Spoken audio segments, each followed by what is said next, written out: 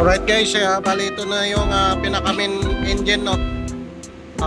Ito pala yung inuna nila yung sa main engine ng port side. So ito yung kabuuan niya.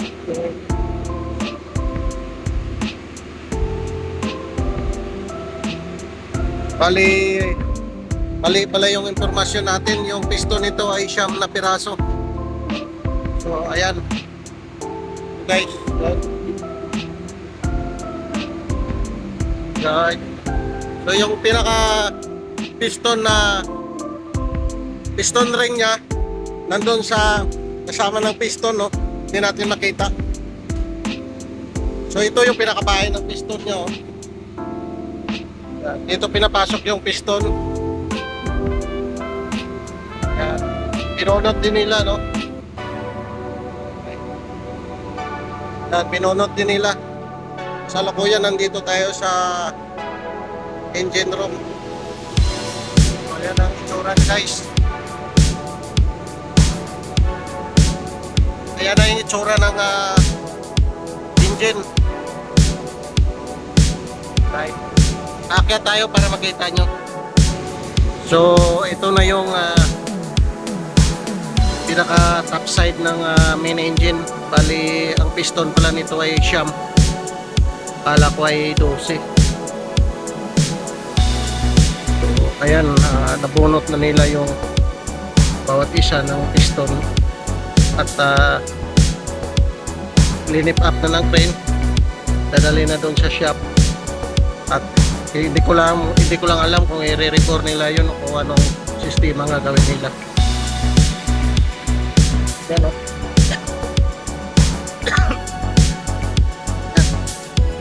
Ayan yung pinaka control room ng barko. So bali ito yung pinaka port side engine. Sa kabila naman yung starboard side. Bali dalawang main engine. Dalawa din yung generator. Ayan. So ang pagkakaalam ko ay main engine at saka generator ang i-referin dito. Ayan guys, akyat na tayo kasi maingay na, no. Yun.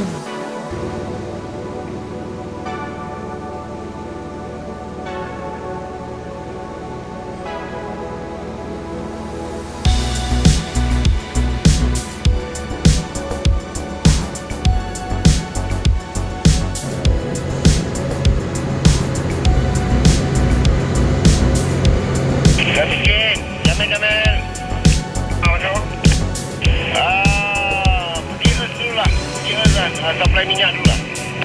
Okey dok. Ayan, maingay. Nanti saya kasih tahu. Medyo maingay lang yung radyo natin kasi may nag-i-interrupt sa channel Ambil namin. motor ya. Kawan Azul pergi live kan. Dia boleh tak? Boleh kontrol tak? Boleh. Oh panggil tak? Boleh lah. Okey. Kata ini dekat panggil. Okey. Thank you. Kapri. Right.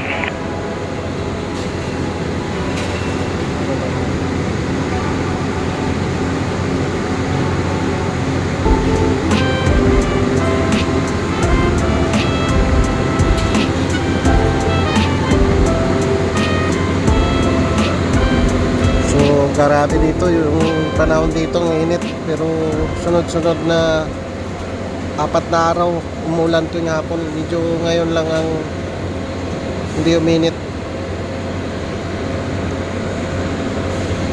Ngayon lang ang hindi umulan pala, no. So ngayon mainit. Mga nakarang araw sobrang init sa umaga, tapos pagdating ng hapon ay lakas ng ulan. So ayan, pinipick up na yung pang-6 na piston. Guys, tingnan natin yung pang-6 na piston.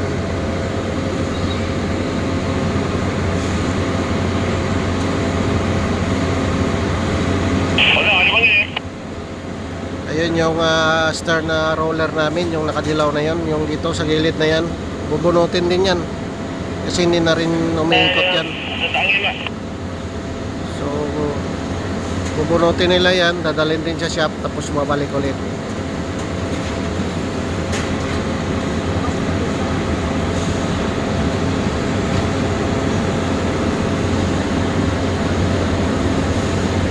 So yung mga nakaputing coverall, no, yan yung mga dako-dako nila rito. Matataas ang posisyon dito sa shipyard.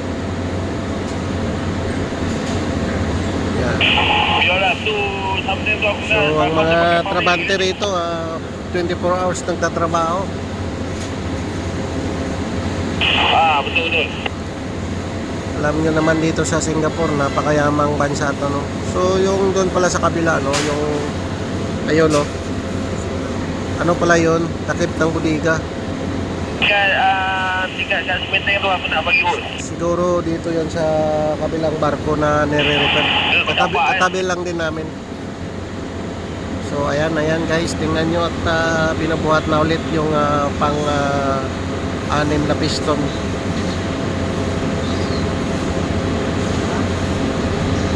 So bali tatlong lip na to. Bawat lip nya may dalawang piston na inaangat.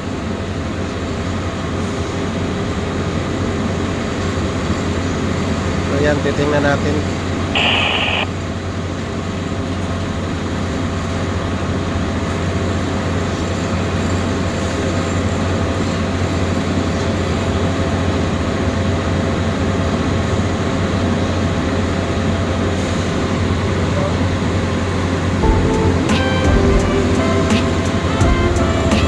Shout out pala sa ating mga solid supporter. Ayan guys, tingnan nyo doon sa kabila yung binubuhat din doon ng crane, no? Yan. Skip hatch yan. Yan yung takip ng bodega sa barko. So siguro binabaklas nila isa-isa doon sa barko na ni-repair nila, tapos lalagay dyan para mapinturahan. Alright, so ayan, ito na, pinipick up na yung pang anim na piston. Guys,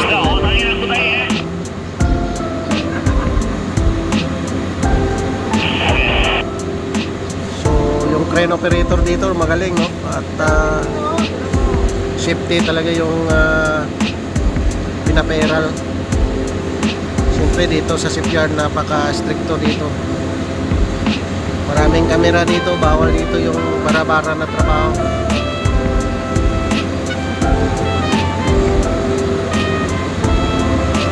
Ayan na, umangat na.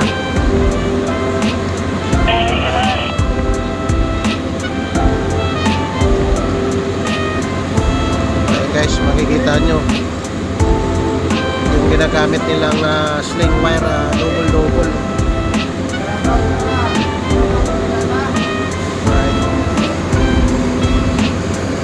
Ayan, may nag-assist na dalawang tao dito sa baba.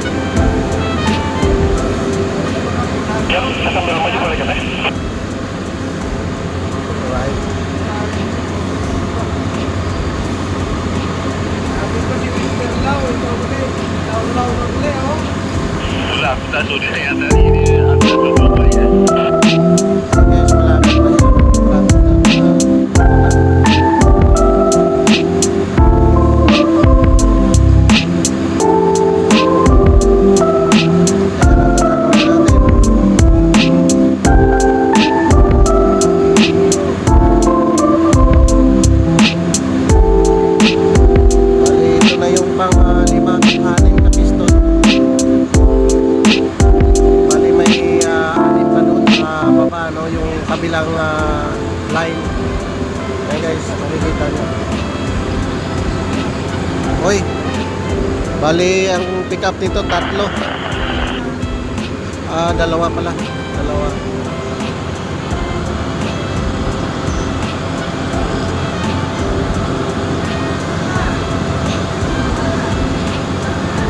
Yan.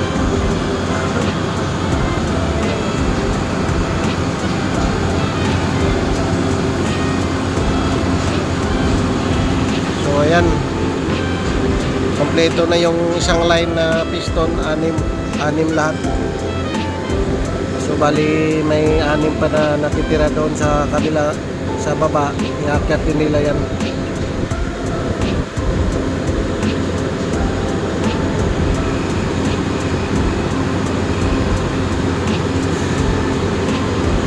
So, yun lang, pagka nagpipick up ng mabibigat na karga na galing doon sa engine, ang gamit natin dito yung tower crane na sa top mismo.